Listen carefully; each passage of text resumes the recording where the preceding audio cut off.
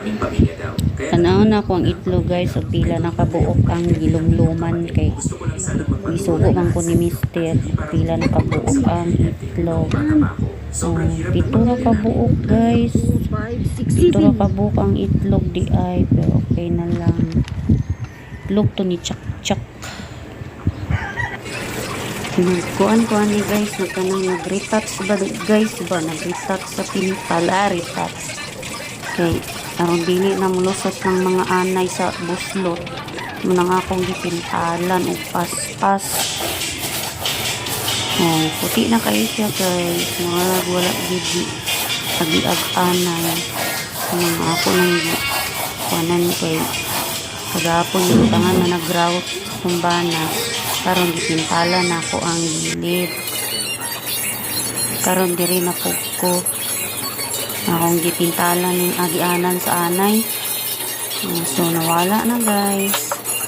Dayon lang ko diha guys kay forman isa din ha. Yaka na lang ko kay kapoy ko pungko kay ko kalibangon.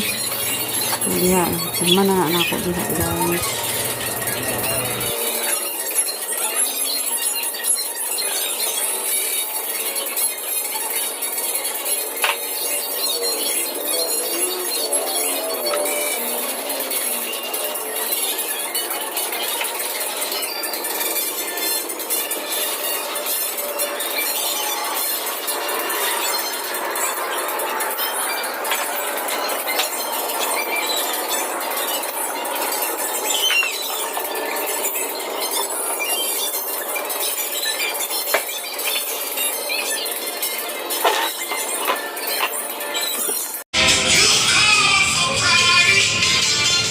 Oh, wala na guys. Oh.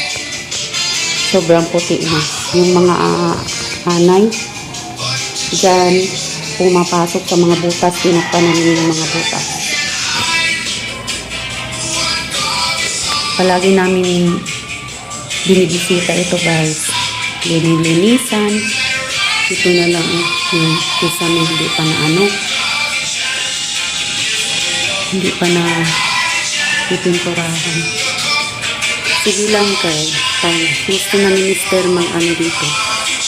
Aayusin ko para matakpan na ito. Meron ka ng kaming doon. Plywood para pang tapal. At inutusan ang mga kabataan ng Dawang Village na nasa tabi ko. Ang ilang mabilis na kabataan ay agad na lumapit at ang mga selyo sa pinto ng opisina ng barangay, maging ang mga selyo sa pinto ng cold chain station ay biglang pinunit. Pagkatapos nito, naglabas sila ng bago at makintab na titanium alloys.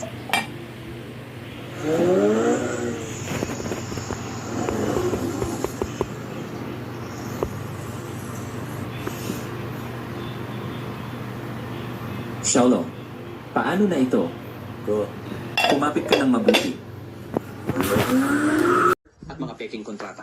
Naparito ako para mag-report sa mga autoridad at Ang lakas ng loob mo sa Mga unta guys. laban kay Shoe Group sa kasong pandaraya, paggawa ng mga illegal na kontrata, malaking panloloko sa buwis, pati na rin ang pagbaba